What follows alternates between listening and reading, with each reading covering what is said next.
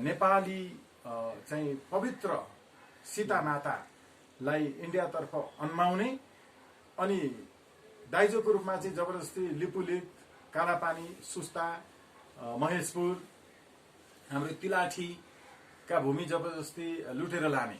जो अयोध्या कोशल राज्य अन्तर्गत नेपालमै पर्दथ्यो। अयोध्या जहाँ राम जन्मेका थिए अहिले यूपीको फैजाबाद जिल्लामा पर्दछ। उक्त अयोध्या अहिले यूपीमा रहे पनि प्राचीन र सुगौली पूर्व नेपालको राज्य थियो। भगवान बुद्ध जस्ता मनीषी महर्षिहरू यतै जन्मेका हुन्। महाकवि कालिदास, भगवान राम पनि यतैका हुन्। अहिले पनि नेपालका केही कथित नेताहरूलाई यो लागिरहेको छ कि त्यो हिन्दीमा मात्रै बोल्छ भगवान भन्ने। वास्तवमा संस्कृतमा जो याज्ञवल्क्यले लेखेको हाम्रो रामधुनी अहिले पनि तपाईको चाहिँ सुनसरीमा छ। प्रधानमन्त्री केपी शर्मा ओलीबाट जे कुरा आएको छ, यो अहिले जे कुरा गर्नु भएको छ, यस पूर्व मोदीसँग एउटै ड्रेसअपमा उहाँ जनकपुरमा कसरी देखिनु भएको थियो सीतालाई हन्माउनका लागि, यिनै कार्यक्रमहरू गर्नका लागि। यो ढोङ थियो। तर जे होस्, प्रधानमन्त्रीज्यूबाट यति नै मात्रै पनि जे अभिव्यक्ति आएको छ, यसका लागि पनि हाम्रो सलाम छ।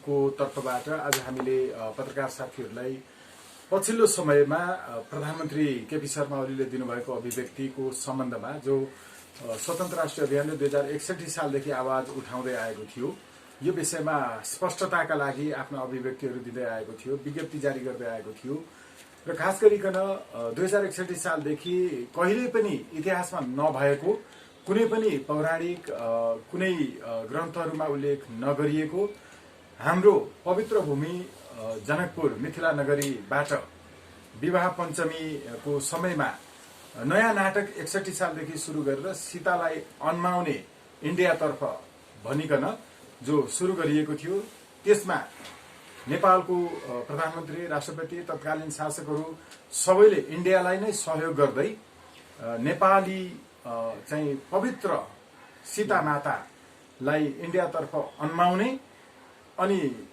दाइजोको रूपमा चाहिँ जबरजस्ती लिपुलेक, कालापानी, सुस्ता, महेशपुर, हाम्रो तिलाठीका भूमि जबरजस्ती लुटेर लाने। यो प्रवृत्तिलाई रोक्नका लागि हामीले त्यति बेला नै पनि सीतालाई अन्माएर इन्डियातर्फ पठाउने भन्ने कुरा गलत हो। यो जरुरी छैन। यसले भ्रम नयाँ सिर्जना गरेको छ, जो कहिल्यै न कुनै ऐतिहासिक कालमा न पौराणिक कालमा यस्तो थियो। त्यसो भएकोलाई यसलाई रोक्नुपर्छ भनिकन आवाज उठाउँदै आएका थियौं। अहिले प्रधानमन्त्रीको तर्फबाट जे कुराहरू आएका छन् त्यसको सम्बन्धमा हाम्रो तर्फबाट स्वतन्त्र राष्ट्रिय अभियानले यतिको दशकदेखि चाहिँ उठाउँदै आएका आवाजहरूको सम्बन्धमा जानकारी दिनका लागि, यसको सत्य तथ्य के हो राख्नका लागि स्वतन्त्र राष्ट्रिय अभियानको केन्द्रीय सचिवालय सदस्य कृष्ण प्रसाई, जो आफैमा विजयवती, सत्यवती जस्ता महाकाव्यका चाहिँ रचनाकार हुनुहुन्छ, जो आफै विश्वका अरू विश्वविद्यालयहरूमा पनि सबै हामीले पनि अध्ययन गर्ने अन्तर्राष्ट्रिय मानवाधिकार कानूनको धेरै पुस्तकहरूका लेखक हुनुहुन्छ। अंग्रेजी, नेपाली दुवै भाषाका विद्वान हुनुहुन्छ। अंग्रेजी भाषामै उहाँका पुस्तकहरू धेरै छन्। कृष्ण प्रसाईज्यूको यसमा धेरै ठूलो अध्ययन छ, अनुसन्धान छ। हामीले यो विगतदेखि अहिलेसम्म यो विषयमा के भन्दै आयौं, हामीले उठाउँदै आएका आवाजहरू के हुन् र अहिलेको हाम्रो निष्कर्ष के हो, यो विषयमा आफ्नो स्वतन्त्र राष्ट्र अभियानको तर्फबाट स्टेटमेन्ट, आधिकारिक स्टेटमेन्ट राखिदिन म आग्रह गर्छु। त्यसपछि अनि हामी प्रश्नोत्तर इत्यादिमा जान सक्छौं। कृष्ण प्रसाई। हवस्, धन्यवाद। म अलिकति संक्षिप्तीकरण गर्छु यसलाई। रामायण काल 9323 वर्ष र महाभारत काल 7561 वर्ष अगाडिको मानिन्छ। इक्ष्वाकु कुललाई सूर्यवंशी पनि भनिन्छ। तिनै इक्ष्वाकुको 26औं पुस्तामा राजा हरिश्चन्द्र, 56औं पुस्ता अज, 57औं पुस्तामा दशरथ र 58औंमा राम राजा बनेका थिए। रामलाई विष्णुको 7औं अवतार मानिन्छ। उनी दशरथ र कौशल्याका पुत्र थिए। कैकेयी र सुमित्रा सौतेनी आमाहरू थिए। उनका 3 भाइ र 1 बहिनी शान्ता थिइन्। अङ्गराज रोमपादले रामको बहिनी शान्तालाई लगेर पुत्री बनाएका थिए। ऋष्यरिङ्गसँग शान्ताको विवाह भएर कोशल नेपालमा बसोबास गरेका थिए। कोशल राज्य नेपालमै थियो। कोशलमै भगवान श्रीरामको जन्म भएको थियो। दशरथ कोशलका राजा थिए, जुन पहिले अवध सहित र हाल उत्तर प्रदेशमा पर्दछ। उस बेला नेपाल कामरूपदेखि काश्मीर र गंगा नदीसम्म फैलिएको थियो। तसर्थ कुरु, पाञ्चाल, कोशल, मल्ल, वज्जी लगायतका राज्यहरू गंगा नदी उत्तर नेपालको थियो। दशरथको राज्य कोशल हजारौं वर्षपछि शाक्यमा विलय भएको थियो। ईस्वी सम्वत 500 सम्म रहेको शाक्य, पाञ्चाल, चेदी, कुरु, मत्स्य, काशी, मल्ल, कोलीय, अङ्ग लगायतका सबैलाई मगधको राजा अजातशत्रुले एकीकृत गरेका थिए। पछि भारतमा मौर्य, कुषाण, देव, दत्त, मित्र, गुप्ता, मुगल साम्राज्यले कोशललाई आफ्नो अधिपत्यमा राखेको थियो। त्यसपछि ब्रिटिसले तिनीहरूलाई धपाएर झण्डै 654 जति राज्यलाई एकीकृत गराई एउटा विशाल इन्डियाको रचना गर्यो र पछाडि आफै लखेटियो। कोशल राजा जहाँ दशरथ राज्य गर्दथे, अवध राज्य उत्तर प्रदेशमा पर्छ, जुन वैदिक कालमा सानो राज्य विदेय अथवा जनकपुर मिथिला राज्यको छेउमा पर्दथ्यो। उक्त कोशल 5औं शताब्दीमा शाक्यको अधीनमा थियो। पुराण, रामायण, महाभारतमा इक्ष्वाकु साम्राज्यको वर्णन छ, जहाँ दशरथ राजा थिए र छोरा रामको 17 वर्षको उमेर र राज्याभिषेकको समयमा राहु, मंगल र सूर्यले उनको अभिषेकलाई बाधा गरेको भन्दै 14 वर्ष लक्ष्मण र सीता सहित वनवास जानु परेको थियो। त्यो कथा हामी पाउँछौं। उनले सीतालाई बिहे गरेर कोशलको राजधानी अयोध्यामा ल्याएका थिए, जो अयोध्या कोशल राज्य अन्तर्गत नेपालमै पर्दथ्यो। अयोध्या जहाँ राम जन्मेका थिए अहिले यूपीको फैजाबाद जिल्लामा पर्दछ। उक्त अयोध्या अहिले यूपीमा रहे पनि प्राचीन र सुगौली पूर्व नेपालको राज्य थियो। धेरै ऋषिमुनिहरू उत्तर नेपालमा जन्मेका थिए र जप तप गर्ने सिलसिलामा यतै हिमालतिर रहन्थे। इन्डियाको अहिलेको मरुभूमिमा मान्छे बस्दैन थिए। वाल्मीकि, वशिष्ठ, पराशर, वेदव्यास, याज्ञवल्क, गार्गी, अष्टावक्र, जनक, भगवान बुद्ध जस्ता मनीषी महर्षिहरू यतै जन्मेका हुन्। महाकवि कालिदास, भगवान राम पनि यतैका हुन्। भारतमा पनि भगवान कृष्ण, चाणक्य, शंकराचार्य, विवेकानन्द, प्रभुपाद जस्ता महान व्यक्तिहरूको जन्म भएको थियो। नेहरू, इन्दिरा गान्धी, वल्लभ भाई र नरेन्द्र मोदी जस्ता अदूरदर्शी तथा छिमेकी पीडक पनि त्यतै जन्मेका नेताहरू। इन्डियाले त बुद्ध पनि हाम्रो भन्छ, राम मात्र होइन। प्रमाण जुटाउन सीतालाई बिहे गरेर लान्छ आज पनि।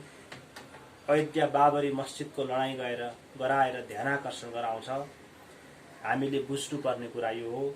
स्वतन्त्र राष्ट्रिय अभियान नेपाल यो पोस्ट गरिएको छ फेसबुकमा, यहाँहरूले सेयर गरिदिनु। अब हाम्रो अफिसियल वेबसाइटमा पनि छ र यो मात्र होइन, हामीले 61 सालमा पनि भनेका थियौं कि पहिलो पटक नेपालबाट सीतालाई विवाह पञ्चमीको समयमा जो मार्गशीर्षमा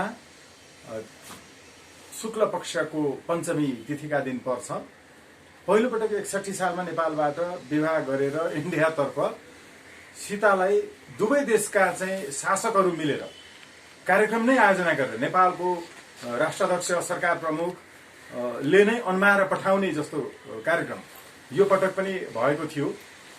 हामी यहाँबाट पुगेका थियौं व्यवधान नै खडा गर्नका लागि भनेर, र यो नयाँ प्रमाण जुटाउन, अघि कृष्ण प्रसादजीले जे बताउनु भयो कि प्रमाण जुटाउनका लागि यताबाट विवाह गरेर अनि उतातर्फ अन्माएर लिएर गएको भन्ने 61 सालदेखि जुन सुरु भयो, त्यसपछि त नेपालका शासकहरू मात्र होइन, प्रतिपक्षी दलका नेता, सत्तापक्षकाहरू पनि सबैलाई एकदमै लाग्न थाल्यो कि यो त वास्तवमा जे भन्यो त्यही।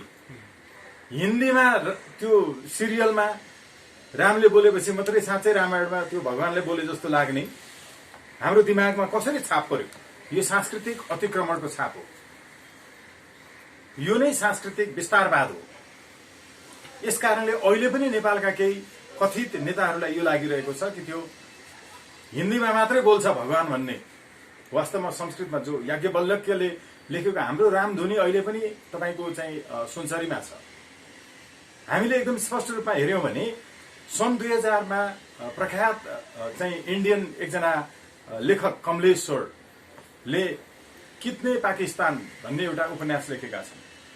त्यो पाकिस्तानको अहिले 20 वर्ष भयो त्यो उपन्यास लेखिएको र त्यहाँका सयौं तपाईको अनुसन्धान कर्मीहरूले त्यसको बारेमा व्याख्या गरेका छन्, विश्लेषण गरेका छन्। बेलायतको एन्टिक्विटी म्यागजिनले छापेको छ।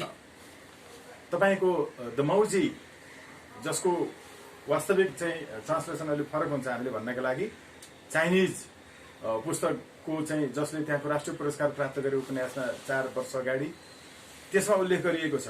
यो कितने पाकिस्तानमा उल्लेख गरिएको छ। अमृता प्रीतम जस्ता मान्छेहरूले कमलेश्वरले लेखेको त्यो पुस्तकमा वास्तवमा अयोध्यामा राम जन्मिएका थिएनन् भनेर प्रमाणित गरिएको छ। अमृता प्रीतमले त्यसको मुक्त कण्ठले प्रशंसा गरेकी छिन्। यसै गरिकन तपाईको विष्णु प्रभाकर जस्ता मान्छेहरूले, इन्डियाकै महान साहित्यकारहरूले कमलेश्वरले लेखेको त्यो कितने पाकिस्तान भित्रको अयोध्यामा जन्मिएका थिएनन् राम भनेर भन्ने कुरा। यति मात्रै होइन, हामीले धेरै पुस्तकहरू छन् जहाँ चाहिँ वास्तवमा अयोध्यामा राम जन्मिएका होइनन्। अहिलेको नक्कली अयोध्या जो इन्डियामा भनिएको छ, अयोध्या त अयोध्या नै हो। त्यो अयोध्या भनेको नेपालको अहिलेको चितवनको माडी नगरपालिकाको वडा नम्बर 7 र 8 बनेको यो पूर्व बेग्लै अयोध्यापुरी भन्ने गाउँ विकास समिति थियो। त्यो गाउँपालिका अहिले 6 अहिले त्यो वडा नम्बर 7 र 8 मा परेको छ। यो ठाउँ थियो। नक्कली अहिलेको जो हाम्रो नेपालकै अर्को एकजना अध्येता हुनुहुन्छ अनुसन्धानकर्ता कपिलमणि पौडेलजी, उहाँले पनि एकदम डिटेलमा लेख्नु भएको छ यो विषयमा कि अहिलेको हाम्रो भूमि जहाँ सीताको चाहिँ वास्तवमा स्वयंवर भएको थियो, हामीले भृकुटीलाई अन्माउनका लागि, भृकुटीको विवाह गर्नका लागि स्थापना गरेको वैवाहिक मण्डप, भृकुटीको मण्डपको नामबाट भृकुटी मण्डप यहाँ छ काठमाडौँमा। सीताको मण्डप त्यहाँ थियो। त्यो मण्डपबाट अहिले भनिएको इन्डियाको नक्कली अयोध्या पुग्नका लागि जम्माजम्मी जोड्ने हो भने 500 प्लस केही किलोमिटर पर्छ। जबकि हाम्रो यहाँको वाल्मीकि आश्रम अहिलेको सीताभूमिबाट जम्माजम्मी 35 किलोमिटर र अयोध्यापुरी जो छ त्यो अयोध्यापुरी भनेको जम्माजम्मी 35 किलोमिटरमा पर्छ। यो सबै हेर्दाखेरि एकै दिन बिहान हिँडेर गएर लक्कु सहितलाई साथै लिएर आएका जुन घटनाहरू छन्, यो सबै हेर्ने हो भने प्रामाणिक रूपमा यो पनि एउटा चाहिँ देखिन्छ मात्रै तथ्याङ्कको हिसाबले दूरीलाई हेर्ने हो भने पनि। तर हो के भने जहाँ अंग्रेजहरूले शासन गरेर हिन्दू र मुस्लिमहरूलाई सधैँभरि लडाई रहेर आफ्नो शासनलाई फुटाउ र राज गर भन्ने शासनको शैलीको प्रवर्तक भनेकै अंग्रेज शासकहरू हुन्। अंग्रेज शासकहरूले जहाँ अयोध्या हो भनेर भनियो, अहिले कृष्ण प्रसादजीले पनि त्यसलाई चाहिँ मेन्सन गर्नुभयो, कसरी त्यो अयोध्या नाम बनाइयो मुस्लिम र हिन्दूहरूलाई फुटाएर राज गर्नका लागि। त्यो समयदेखिको कन्स्पिरेसी, त्यो समयदेखिको षड्यन्त्र अहिलेसम्म आइपुगेको छ। हामीले यस पूर्व नै तत्कालीन सबै शासकहरू केपी ओलीज्यू हुँदा पनि बाबुराम भट्टराईज्यू हुँदा पनि सबैलाई भन्दै आएका थियौं कि नेपालबाट सीतालाई यसरी अन्माएर पठाउने भन्ने कुरा जो हुन्छ यो कहीँ कतै छैन। 61 सालदेखि कसरी आयो एक्कासी, यसलाई रोक्नुपर्छ भनेर हामी त्यही पुग्यौं, विज्ञप्ति जारी गर्यौं, यहाँ भन्यौं, ज्ञापन पत्र बुझायौं, सबै काम गर्दै आएका थियौं। मुख्य कुरा चाहिँ फेरि अहिले पनि के हो भने प्रधानमन्त्री केपी शर्मा ओलीबाट जे कुरा आएको छ, यो अहिले जे कुरा गर्नु भएको छ, यस पूर्व मोदीसँग एउटै ड्रेसअपमा उहाँ जनकपुरमा कसरी देखिनु भएको थियो सीतालाई हन्माउनका लागि, यिनै कार्यक्रमहरू गर्नका लागि। यो ढोङ थियो। वास्तवमा जे जस्तो भए पनि हामीले भन्दै आएका कुराहरू प्रधानमन्त्री शासकहरू स्वयंले बुझ्दै आए कि इन्डियन च्यानलहरू बन्द गर्नुपर्छ। हामीले भन्यौं बाध्यतापूर्वक प्रधानमन्त्रीलाई नै इन्डियन च्यानलहरूले ठोक्न थालिसकेपछि आफैले आदेश दिएर उहाँले बन्द गराउनु भयो। हामीले यो भन्दै आएका थियौँ, अहिले 61 सालदेखि भन्दै आएको कुरा अहिले यति बेला मात्रै त्यति बेलाका हामीले चाहिँ लेखेका कुराहरूदेखि लिएर भिडियोहरू फेरि चाहिँ रिभाइभ हुँदै आएका छन्। फेरि साथीहरूले यसलाई सेयर गर्ने पुनः स्मरण गर्ने कामहरू गर्दै आउनु भएको छ। यतिको लामो समयपछि यो प्रमाणित भएको छ। तर जे होस् प्रधानमन्त्रीज्यूबाट यति नै मात्रै पनि जे अभिव्यक्ति आएको छ यसका लागि पनि हाम्रो सलाम छ। प्रधानमन्त्रीज्यूबाट आएका यी विषय सत्य र तथ्यको नजिकमा छन्। सरकारले कृष्ण प्रसाईहरू जस्ता अध्येताहरू अनुसन्धाताहरूबाट सिकोस्, सुझाव लियोस्। प्रमाणहरू के चाहिन्छ, त्यो अङ्ग्रेजीमा चाहिन्छ कि हिन्दीमा चाहिन्छ कि संस्कृतमा चाहिन्छ कि नेपालीमा चाहिन्छ कि त्यो हामी दिन तयार छौँ। तर यति नै मात्रै पनि प्रधानमन्त्रीबाट जे अभिव्यक्ति आएको छ यो अभिव्यक्तिप्रति हामी ऐक्यबद्धता पनि जनाउँछौँ र स्वतन्त्र राष्ट्रिय अभियानले यति बेला इन्डियन भक्त नेपाली भनिएका विदेशी एजेन्टहरू प्रधानमन्त्रीसम्म बनिसकेका मान्छेहरूले जसरी इन्डियाको यति नै बेला अझ बढी दावेदारी गरिरहेका छन् त्यसको हामी बौद्धिकतापूर्वक, संयमतापूर्वक, सम्मानपूर्वक एकचोटि 61 सालदेखि मात्रै चलेको यो इतिहास के हो भनेर बुझिदिनका लागि, हेरिदिनका लागि पनि आग्रह गर्दछ। र यति बेला हामी जे भए पनि नेपाल र नेपालीहरू सबै चाहिँ एकजुट भएर हाम्रो सांस्कृतिक अतिक्रमणका विरुद्ध पनि लड्नुपर्ने स्थिति भएको हुनाले ऐक्यबद्धताका लागि पनि आग्रह गर्दछौँ। धन्यवाद। अब साथी र हामीले रामको विषयमा मात्रै अहिले कुरा उठायौँ, छलफल गऱ्यौँ। वास्तवमा साथीहरू वशिष्ठ ऋषि नेपालमा जन्मिएका थिए। उनका पुत्र शक्ति र अरू 100 भाइ छोराहरूलाई सौदासबाट हत्या गरिएको थियो। तत्पश्चात उनी बडो संवेदनशील बने र आफ्नी बुहारी अदृश्यन्तीलाई लिएर उनी उत्तर हिमालमा लागे र उत्तर हिमालमा पुगिसकेपछि उनले बडो एकदमै पीडित भएर उनले आत्महत्या गर्ने प्रयास गरेर नदीमा फाल हान्दाखेरि नदी पनि सुकेर जान्थ्यो। फेरि अर्कोपल्ट आत्महत्या गर्ने प्रयास गरे। उनले एउटा कुटीमा आफ्नो बुहारीको गर्भमा रहेको बच्चाको एउटा आवाज सुने जसले सारा पुराणहरू पढिरहेको थियो। 12 वर्षसम्म गर्भमा बसेपछि पराशर निस्के। ती पराशर पनि त्यत्रो पुराणहरूको अध्येता रचयिता थिए पराशर।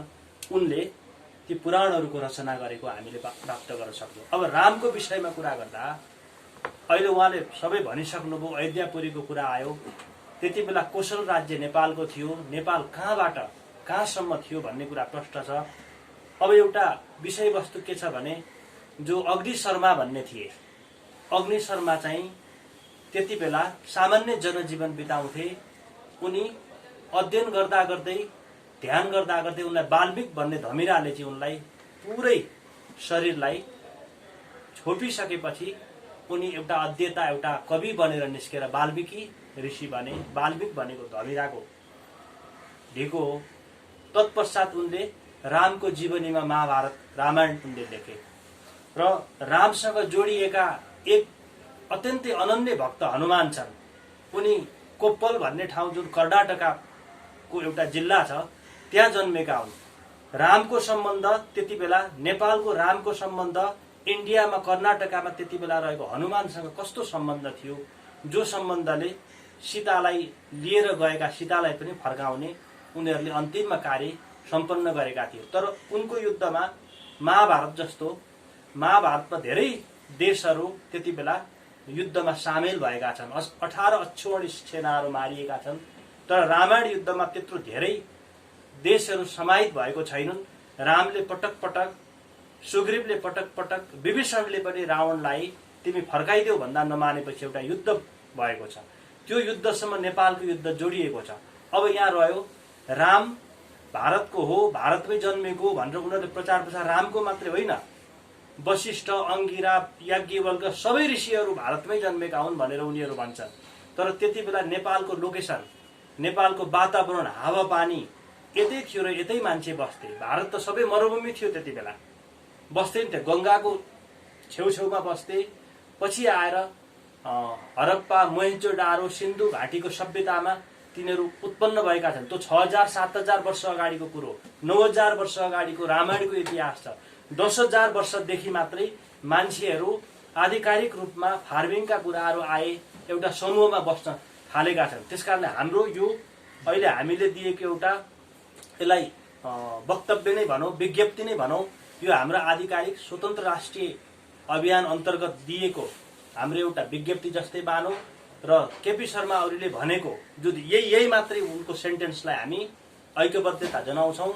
तर मालिकहरूलाई सलाम गर्ने, ठोक्ने, आफूभन्दा सानालाई ठोक्ने, मालिकहरूलाई सम्मान गर्ने यस्तो प्रचलन रहेको छ उहाँहरूको।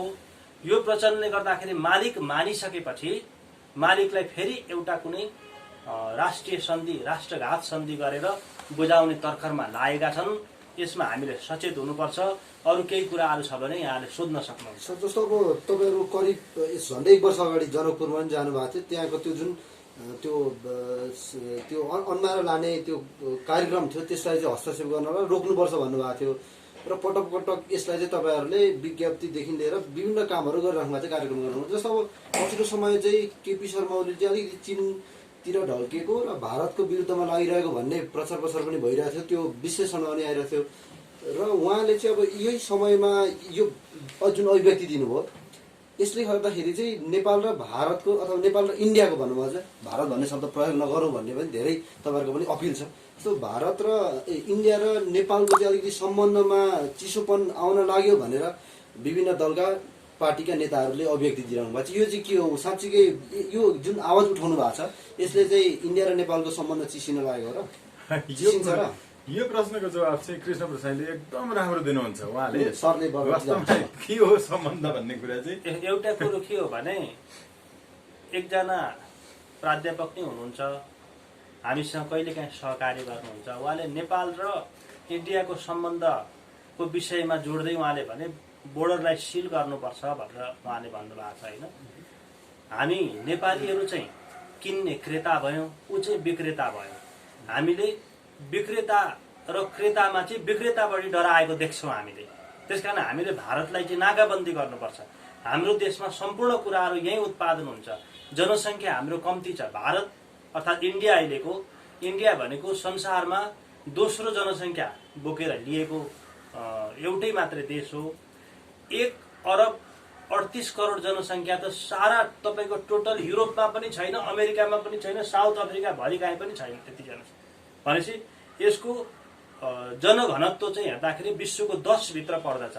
यो पेचिलो समस्या हो जनसङ्ख्याको र यसले बाहिर विस्थापन गर्न चाहन्छ। 1 र तपाईँले भन्नुभयो सम्बन्ध चिसिएको भन्नेको, भारतसँग हाम्रो सम्बन्ध नै कहिले राम्रो छ भन्नुहोस् त? 7 सालदेखि नेपालका हरेक जग्गा जमिनहरू लिने, नागरिकताका विषयमा हस्तक्षेप गरेर नागरिकता दिने, नेपालका चाहिँ आन्तरिक मामिलामा त्यति बेला तपाईँको एउटा सचिव नै मन्त्रीमण्डलमा राख्नुपर्ने प्रस्ताव गर्ने, हाम्रो सिमाना चाहिँ हिमालयसम्म हो भन्ने नेहरूको भनाइ, पटक पटक इन्दिरा गान्धीले महेन्द्रलाई नेपाल र इन्डियालाई एउटै मिलाऊ भन्ने अभिव्यक्ति हरेक क्षेत्रमा उनीहरूले आक्रमण गरिरहेको हुँदाखेरि 2007 सालदेखि यता इन्डियासँग हाम्रो राम्रो सम्बन्ध छैन। अब इन्डियाको सम्बन्ध सुधार्नको लागि यो अहिलेको सरकारले राष्ट्रघात कदम नचालोस् र भोलि चुनावमा हामी जान्छौँ। चुनावमा जानेपछि युवाहरूको, देशभक्त युवाहरूको एउटा सरकार बन्छ। त्यो सरकार बनिसकेपछि भारतसँग छिमेकीको हैसियतले हामी सुमधुर सम्बन्ध बनाएर हामी अगाडि बढ्छौँ र योभन्दा अगाडिका सन्धिहरूलाई पनि हामी पुनरावलोकन गर्दै अगाडि बढ्छौँ।